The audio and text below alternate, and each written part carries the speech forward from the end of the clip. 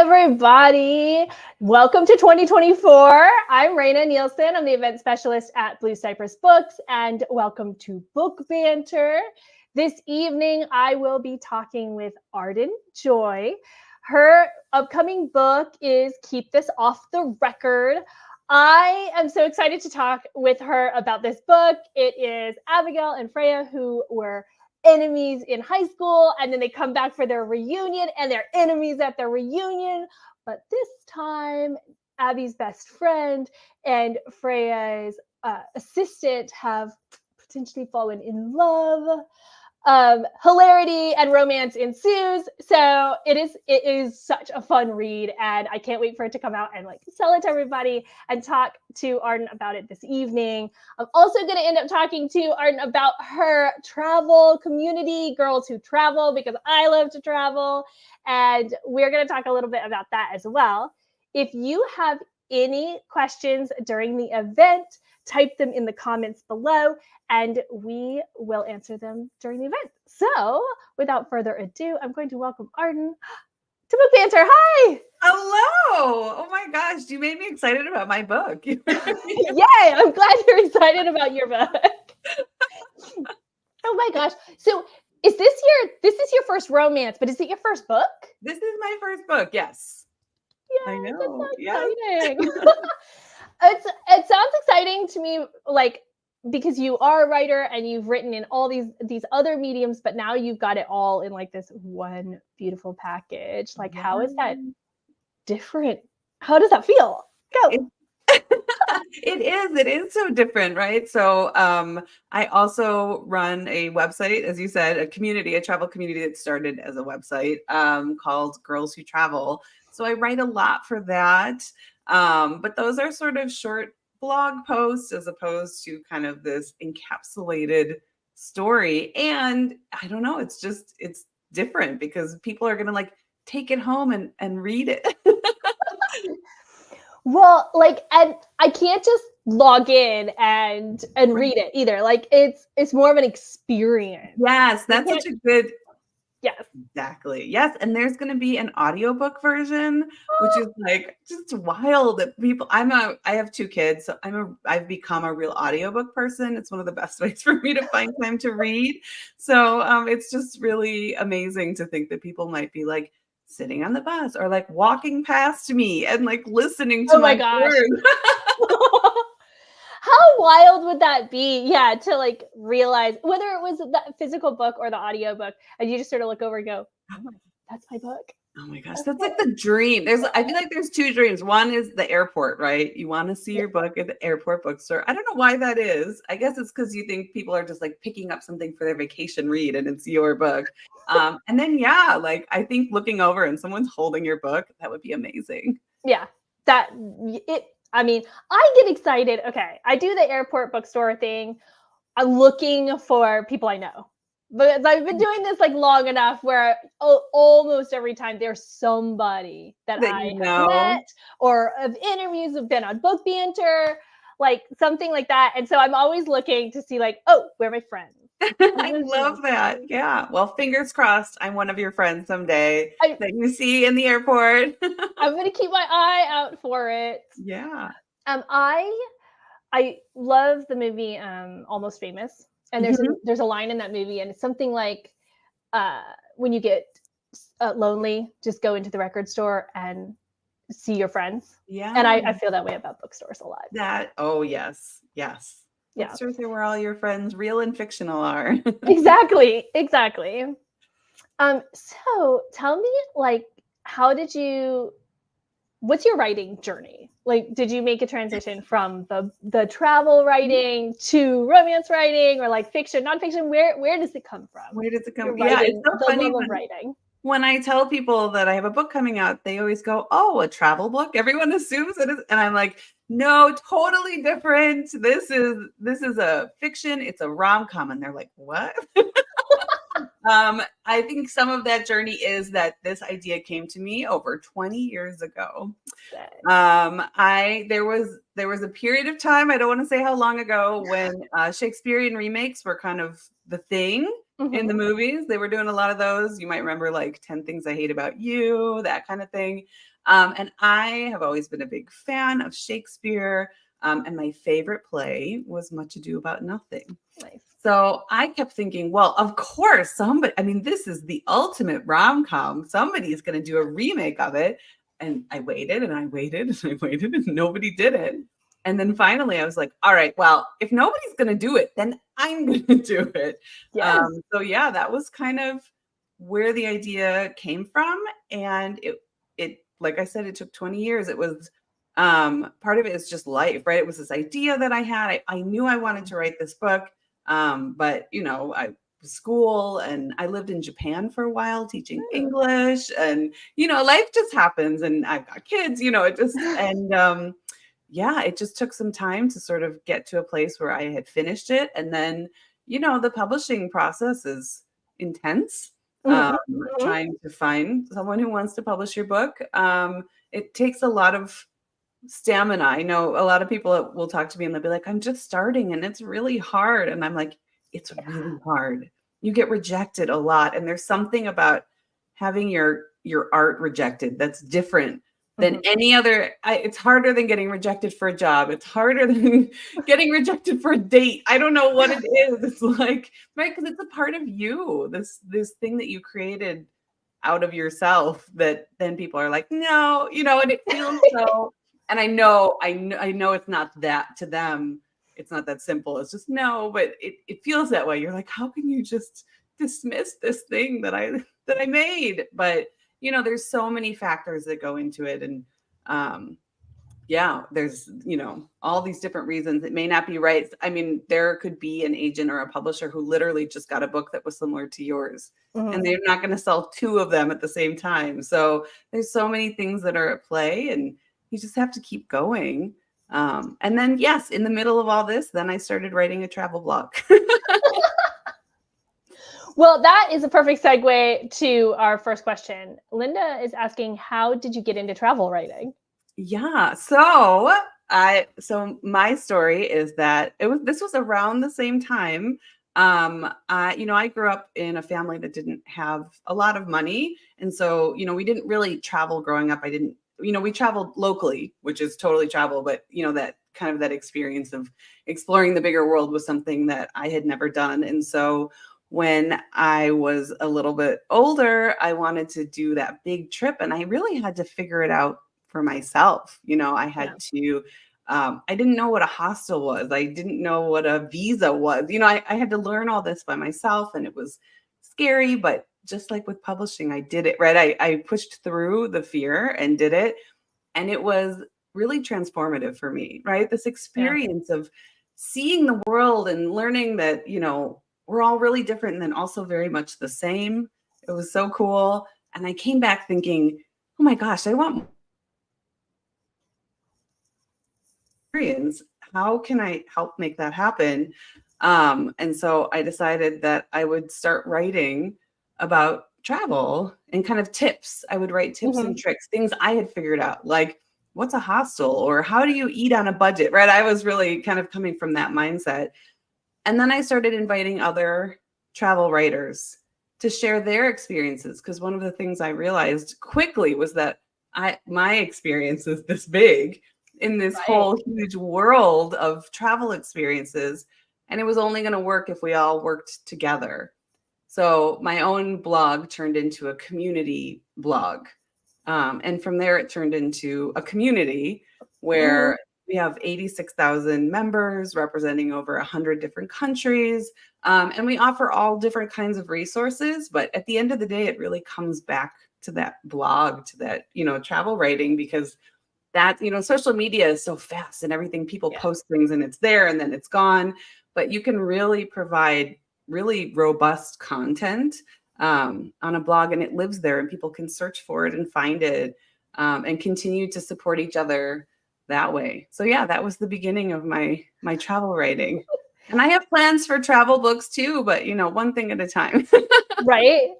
Well, and then it does beg the question, like, what can you do in a book that you can't do on a blog when it comes to that? If you already have this robust like community of travelers and this blog that is a living thing that can be updated, then what can you do in a book that that's different than that community that's already like? Yeah, well, yeah, it's true, right? I think one of the things that I would love to do is actually encapsulate. So, Girls Who Travel, our focus is radically redefining travel to be inclusive, sustainable, redefinition of travel, and not only focusing on passports and plane tickets, right? Like that is an awesome part of travel, but not everyone has that ability for so many reasons, right? They can't travel to certain countries because of discrimination or visa, or passport strength, or there can be money, there can be health, right? There's all these different things. So we want to really talk about all the different ways that people can explore the world. So I would love to work on a book that kind of celebrates the different stories of travel and the different ways that people explore the world. So it might be van life. It might be, getting on a train. It might be taking an airplane, just sort of all these different experiences that you can really kind of capture. I think it would be a cool, like, coffee table book for people to flip through and look at. Yeah. Okay. All right. You figured it out. Like, yeah, when you add the photography or the yes. or just some of the beautiful drawings that people do, like just artwork that enhances those stories. Exactly. See, you know exactly where I'm going. I want those beautiful images to really kind of inspire, get people out there. So talking about all the different ways people travel, this is so weirdly random that this popped up this morning, but this morning I was flipping through TikTok and John Green was talking about how he had fallen down this rabbit hole of like 9-month-long cruises around the world. Yes. Okay. Yeah. I didn't really know. I mean, I knew that you could cruise around the world, but I didn't know it was like a 9-month, like it was a community, like it was a thing. Yeah. And he's like, I've gone down this rabbit hole and he's like, I hate the water. The ocean's not my thing, but also, do I want to go on a cruise? Do I want to go on one of these? Like he's questioning himself in his TikTok, which I thought was hilarious. Yeah. But like, there's another example, just this like long cruise around the world, or the people who are like almost living on cruise ships. Yes, living. There's people who are retiring on cruise ships. Have you heard about this? I have. And like, according to, I haven't done a deep dive because I'm not quite retirement age yet. Right, yeah. But like they're saying that, it's less expensive. Yes, that's what exactly. Owning a house and, paying a mortgage, all that stuff every day to just cruise around. I'm like, I can't argue with that. Like if the budget is what it is, then. Right. I know it's not, cruises aren't the best for the planet. So I always go back and forth. Right. But on the flip side, right. I mean, if it's that says something though, if that's more inexpensive. It says so many things. Yes. So much. There are layers, onion peel of layers to this. Situation. Oh my God. Yes. Putting all that aside, the fantasy of living on a cruise ship. It sounds wonderful. And it is, I did, I've only done one cruise and it was a Scandinavian cruise. Nice. And I loved it because it was like being in a traveling hotel. You unpacked one time. That was it. And then you would fall asleep and you'd wake up in a new country and you just get off the boat and you were in Copenhagen. You were, you just got to, and I was like, I could get used to this. I've only done one cruise as well. And same, it was a Caribbean cruise, but same. I'm like, this is pretty nice. Yeah. Like, I don't know how many, like of the comedy Broadway-esque shows I want to watch every night. Like, but like, could you imagine like if you actually lived on a cruise ship, you just know all the words. You're just like, right, you're just mouthing along to the, I know this joke. Like, yeah, there's something sort of like sci-fi about it where you're just like repeating everything over and over again. Oh my gosh. Like, okay, here's a question. Do they do the same show next Monday? Oh, that's on a 9-month cruise. Yeah, right? Like, what do they do? Food and that's see, I don't know anything about that. That's they can't though, right? I mean, people would go insane. Yeah, you'd think. Oh, okay. So this is a rabbit hole. I understand what John Green's talking about. Yes, it is a rabbit hole. Oh, you could keep going. But yeah, like they have to. I would imagine they switch out the entertainment. If you're on there for 9 months, it's the same group. Every time you stop, you've got to like fly those guys out and fly in new entertainment because like I would think they probably do. I mean, the crew probably swaps out, and because I have so our team, the Girls Who Travel team, is 34. We have volunteers. So we have 34 volunteers all over the world. And one of our volunteers, former volunteers, she just stepped down. Her husband is a cruise ship captain. Oh, fun. And they go on stints. So she used to be like, oh, I'll be gone for 2 months. Mm-hmm. And then she would be pretty unavailable because there's not a whole lot of internet. Yeah.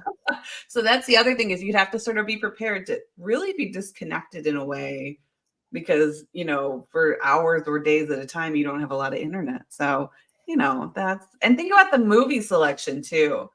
Right? If you don't have a lot of internet and then you've got like 20 movies, that could get a little Groundhog Day. Yes. Well, that's interesting to know too, because when I was on a cruise, it was like 18, 19 years ago. Like, it was a long time ago when I went on the cruise. And of course, there wasn't very much internet then, but I thought, well, it's been 18 years. But no, she's like, there's still not a lot of internet, I guess. No, it hasn't. Our trip was, I want to say 2016, 2017. And yeah, there was, even when you paid for like the upgraded internet, when you're in the middle of the ocean, there's just not. It's just not a lot of internet out there. Yeah. This is the modern world. We're like, where's my internet? I know, right? Even out in the middle of nowhere, give me my internet. I need it. Cruise ship is nice, but I'd really like to like update my Instagram. Exactly. I need to do a TikTok of this. Okay. Right? Everyone wants to see it. And everyone's like, no one wants to see it. No one wants to see it. No one wants it. That's one of the reasons that my group is so big, is because like in that group, people want to see it, right? They're like, post pictures of your trip, because nobody in real life wants to see it. Your friends do not want to see your vacation photos. Sorry. They want the one token photo of the entire family on the gram, like that beautiful photo of you doing something fun on the beach. Yes, that's it. But don't post like 90 photos. No one's going to. They're just flipping through that. No one's paying attention. They just liked it and moved on. They don't know where you went. I have one friend though that we send those pictures back and forth to each other, because I love to travel. She loves to travel, like to a point where it's like literally you can send me all the ones you're not posting on Instagram, because I just want to see all the stuff you did. Yeah. And so that's always fun. I never feel like I'm burdening her with them, and she never feels like she's burdening me, because literally I'm like, I might not look at them the second she sends them, but like later that night, I will literally look at every single one and be like, "Oh, that's a pretty beach. Oh, yes, you know, right? You need that friend, right?" So that's good. And I sense that your community is kind of like that. That's your friend. Yes, that's exactly what it's there for. It's to ask those questions and to share those photos, and everyone's like, "Woo!" You know, they'll look at all your pictures and comment, and yeah, definitely. So before we went live, you mentioned that this book, we're going to come back to the book. So keep this off the record, was originally one big long book, but now it's two, which is crazy because I don't have a copy. You have your copy you can hold up. Like it's a regular size book. So they told you to split it and then I'll turn it into another book. Like that. Tell me more. Yes. So this was very exciting, but also it's been a wild ride. So the story of Much Ado About Nothing is actually about two couples. So there's the enemies to lovers couple, and then there's the lovers to enemies couple, and they're intertwined, right? So we've got Abby and Freya, right? These are the two. And then, as you said, they're friends. So Abby's associate producer, Will, and her best friend, Naomi, they fall in love at the reunion. They meet up with each other and they fall in love. And they have a whole love story that's happening at the same time, and that's totally intertwined with Abby and Freya. So it's a whole story of betrayal, right? They get together, and then there's this possessive ex that's in the background, and she's trying to keep him a secret, and it blows up, and it's not good. And essentially, so I had written the story sort of true to the way that Shakespeare had done it, where it's both of them happening at the same time. And the publisher said, so what do you think about writing the same story twice, essentially, but putting each couple in focus? So in the first book, it's about Abby and Freya, and what's happening to Naomi and Will is happening, and it does impact their story, but it's kind of the background. And then in book number 2, it's going to be about Naomi and Will and what's going on with them. And then all the stuff that's happening with Abby and Freya kind of in the background. So I had to basically, in the original book, it's a dual point of view, and it was Abby and Naomi. It was their point of view as their romances were unfolding. So now book 1 is Abby and Freya and their points of view, and book 2 is Will and Naomi. So it turned into a really interesting challenge, because whatever I write in book 1 is canon. It's the law.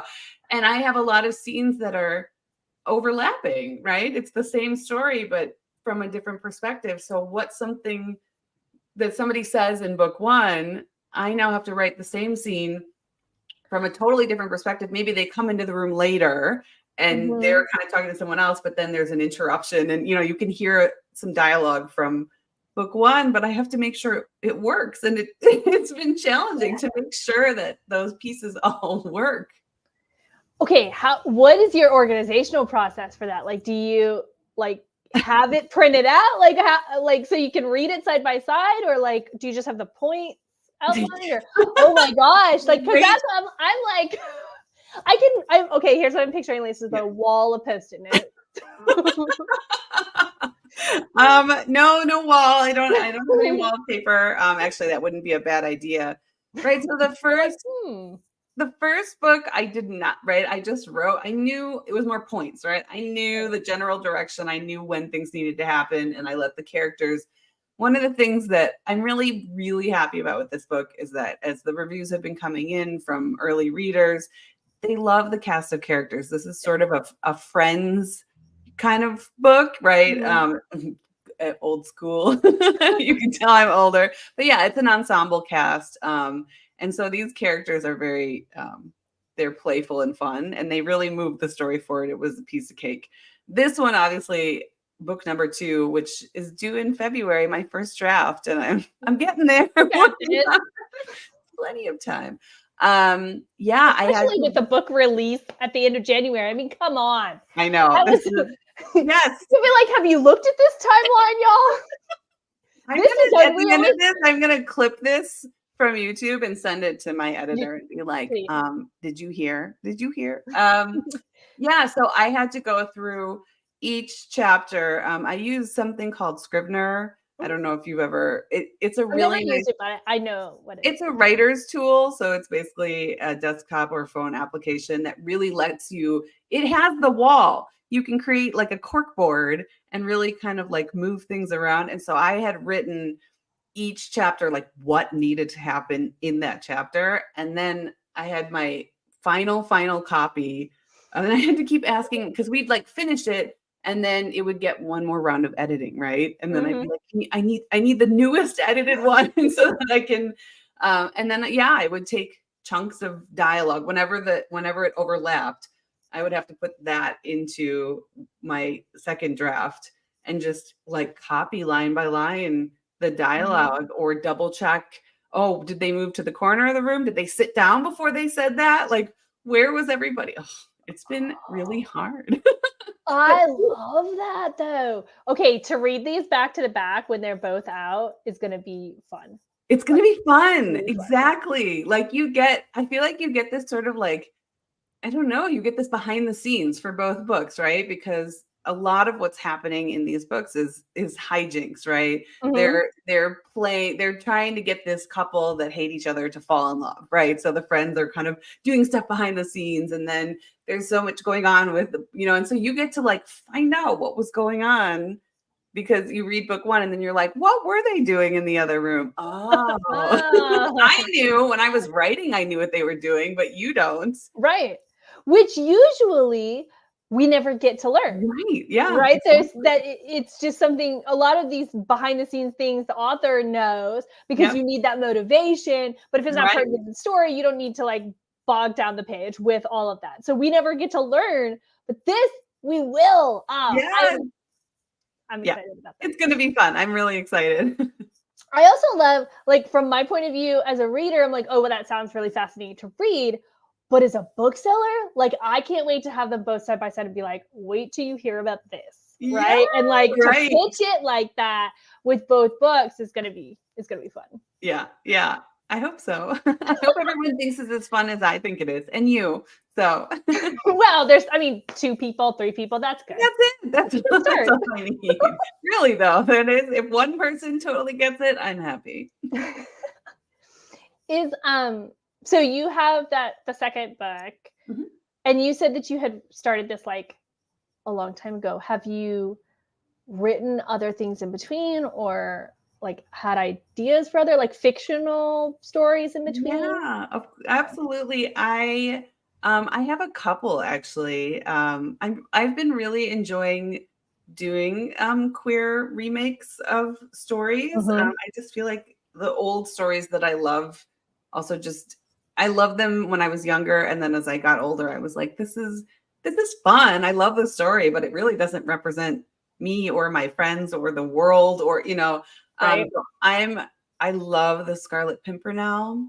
Mhm. So I've got something in the works with that. And then, yeah, I'm going in a totally different direction. I've got a book about a serial killer that I'm working on. So yeah, I've got a lot, but I really needed to finish this book and get it Yeah. out there. That was Yeah. part of it, is I was motivated to focus and get it done, even though it took a long time. Well, whenever you get around to the Scarlet Pimpernel, like fleshing that out, I am excited for that too because that's one of the books that in high school I may or may not have finished when I was supposed to for the test because I was like, oh, I did not love Scarlet Pimpernel, You but did? I didn't. Oh, But I've never tried to go back and reread it. So like this is 16-year-old me talking. okay. I I don't. think I I couldn't can even make you tell love you it why. again. Well, that's what I was like. I can't even tell you right now why Yeah. necessarily. Like it's been so long. I just remember like I've loved to read, but I remember like the teacher going, "You have to do this," and just Yeah. every freaking chapter was like wasn't loving it.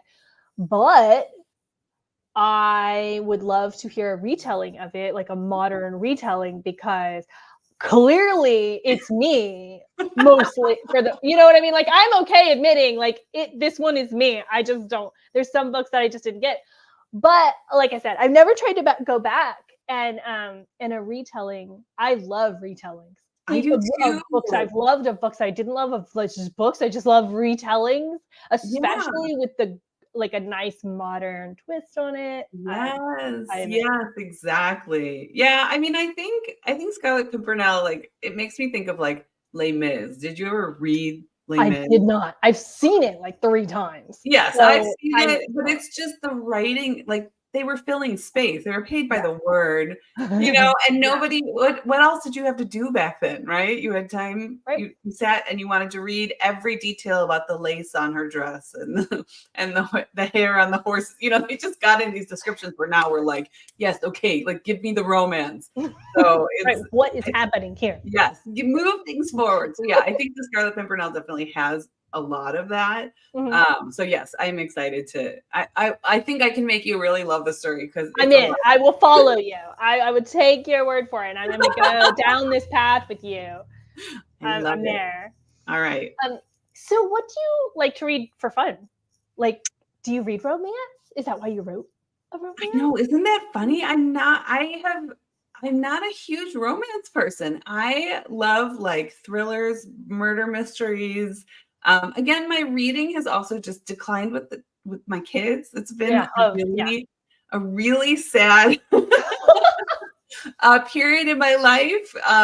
So yeah, a lot of podcasts, a lot of audiobooks, sort of. But it's like the 15-minute walk to drop off at preschool, and then it's my day is off to the races. So yeah, I do. There are some. I think what it is that like when I love a rom-com, I fall really hard. I fall for the characters. I fall like that was with Scarlet Pimpernel for me. Like I fell in love with like those characters, right? And even with Much Ado About Nothing, Benedict and Beatrice, and the way that they hated each other, but really it was about how they loved each other. It was like it was so strong for me that I think I enter rom-coms carefully because I'm like, be gentle with my heart. But yeah, I just read I'm a little behind on this one, but I read The Matzo Ball by Jean Meltzer. Oh, yeah. So good. I just really enjoyed that one. Yeah, and then I feel like, with those thrillers, it's always like, if she finds out, when we find her, the girl that, right? It's that kind all of them. All of those are definitely titles of. Yeah, I know. I just made them up, but I'm sure I probably also read them. Right. So I love that. Oh no. Oh, there you are. Oh, yeah. You're back. You just paused for a second. Have you read Claudia Gray wrote 2 books and oh my gosh. The Late Mrs. Willoughby. Yeah, I know. I was just like completely blanking. They're murder mysteries, but they're set in Jane Austen, the world of Jane Austen, with Jane Austen characters.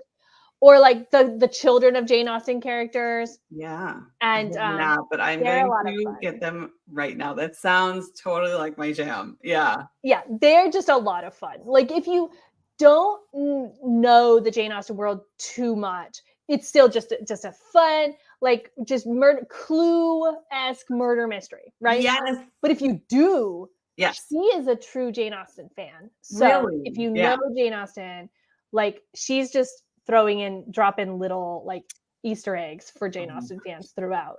And so that's a lot of fun. You can enjoy it on many levels. Yeah. Oh my gosh. That sounds amazing. So what do you have planned for? Oh, I have 2 questions. What do you have planned? I was like, okay, I've got one, but now I have 2. What is your release? Do you have a big release party planned? Because your book doesn't come out until January 30th, right? Yes. Okay. Yes. So I'm based in Chicago. It's very cold here. But we are doing I'm so excited. There is a bookstore that opened up last year called The Last Chapter Bookshop. And they only sell romance. And it is everything you would hope a romance bookshop would be. It's just the absolute cutest, everything you go in. Yeah. So yeah, we're going to have a big party there. Very nice. Yeah, I can't wait. So if you live in the Chicago area, you please come. Gotta go there in person. We are going to have signed book plates. Arden has sent us some book plates, so we will have those ready for our January 30th. And so then where's your next vacation? My next vacation is happening. So it's so funny. Between COVID and children, I just haven't traveled a lot in the last couple of years. I've had to it actually is kind of funny because I spent so many years kind of really focusing on redefining travel. When COVID happened and then kids, I did in a way feel very prepared. I was like, I can still travel. So in Girls Who Travel, we do a lot of virtual tours. We do book clubs and that kind of thing to just kind of really get people out. So I have traveled a lot, but I've been also here in Chicago traveling. So I'm going on my first big trip in a long time, getting on an airplane with both kids and going to Hawaii. I know. We'll see. I really am I think I'm going to have to write about traveling with kids. Yeah. You'll have to, there will be some fun anecdotes, I'm sure. Like my son is now 17, so we're traveling just like no problem. But he took 15 flights in 15 months when he was born. Whoa. We So you've got all the tips. I want your book. I should like put together an email of some of my tips and tricks for traveling with like a baby and Wow. send Yeah. them to My you. youngest is 8 months. Oh yeah, So yeah. I There's need some all your tips. but he was my husband traveled for work, and so when he was young enough to fly free, I was like, sure, we'll go. Like, Yeah. let's get on a plane. And luckily he was really good. But you know, there are times. But we went all over the place as a kid. And now we've traveled a lot, but now he's old enough where like I get to read again, basically. Yeah, no, I know it's coming. I'm so ready. Did you travel like international? The furthest we went, no, he didn't Okay. go international. I was thinking, but we did go to Hawaii. Okay. Yeah, That's fun. and we actually just went again in September of this past year. Wow. I need all your tips. I'm Where ready. in Hawaii are you going? Like what island? We're going to the Disney resort. Oh, I didn't even know that existed. That's fascinating. Yeah, we're going with family, and the sister-in-law recommended it. So that's Let's where do we're it. going. I know. Oh, that's gonna be fun though, because the Disney resort is gonna have all the stuff for kids and for families, but then you're also in Hawaii. Yes, You can kind of like exactly. do Oh, Hawaii yeah. things. My 4-year-old, I've got him signed up for the kids club every day. I'm like, Yeah. off you go. I'm going to the It's gonna be beach. great, right? Yeah. It's like because there's so much, and because they're so little, they don't know that they're missing Hawaii. They're not missing Hawaii, but you know what I mean. They're missing Hawaii because they're having a crazy wild adventure for them too. Exactly. No, the older nephews like want to do they want to like go places and do stuff in Hawaii. And I'm like, ha ha. My kids are going to the daycare. Yes. Oh my gosh, I'm so excited for you to go and but like just enjoy that moment of like not having to do anything but what you want to do. Yeah. For like, you know, it's only 2 hours, but for 2 that's hours. a lot. That is a lot. Yeah. When you're a mom of young kids, 2 hours is an eternity. Yes, you're like, I will take it. Yeah. I will take it. And that's when you like fall asleep on the lawn chair because you think you're gonna read a book. Yeah. But then you're like, nah. That's exactly part of it is those few moments you get. You're like, I'm finally gonna sit down with a book, and then you just pass out. Right. And then you're just like, I'm falling asleep. I haven't slept in 4 years. I'm just gonna get the nap real quick. So it's just like, do you want a margarita? And you're like, no. Not if you want to, not if you want me to stay awake for the rest of the day. That's not how this is going to go. Exactly. Thank you for the offer, though. A coconut with the fancy, that is very pretty. And some water. Yeah, just give me some right, and some water. Thank you. Oh my gosh. Well, it has been amazing talking to you, Arden. Thank you. This was so fun. Thank you. I want to do this more. Let's hang out more. Oh, absolutely. Absolutely. Oh, I forgot to say that, like, when you dropped New Orleans in like page 5 or something. Yeah. The bartender, right? The bartender has this New Orleans draw. Like, does this have a New Orleans twist I didn't know about? Like, but no, I saw it. I love that drawl. It's beautiful. All right. Well, if you ever make it down to New Orleans, definitely look me up. You know where we are. I will. And if I make it up to Chicago, I'll be like, what bookstore should we meet at? Yes, let's do it. Oh, yes, please come. For sure. And enjoy Hawaii. And everybody, pick up a copy of Keep This Off the Record. I put the link in the comments so you can go right to our website and grab one. If you purchase it from our website, you will get one of the signed book plates when it comes out. And you can call us or email us or come into the bookstore and get them there as well. It will be released on January 30th. It's a couple more weeks, but pre-order it now. So you definitely get yours and your book plate. And Arden, thank you again for joining me for Book Banter. Yes, thank you so much. This was great. And everybody, thank y'all for joining us. And thanks for your comments. I see you out there watching. Have a good night.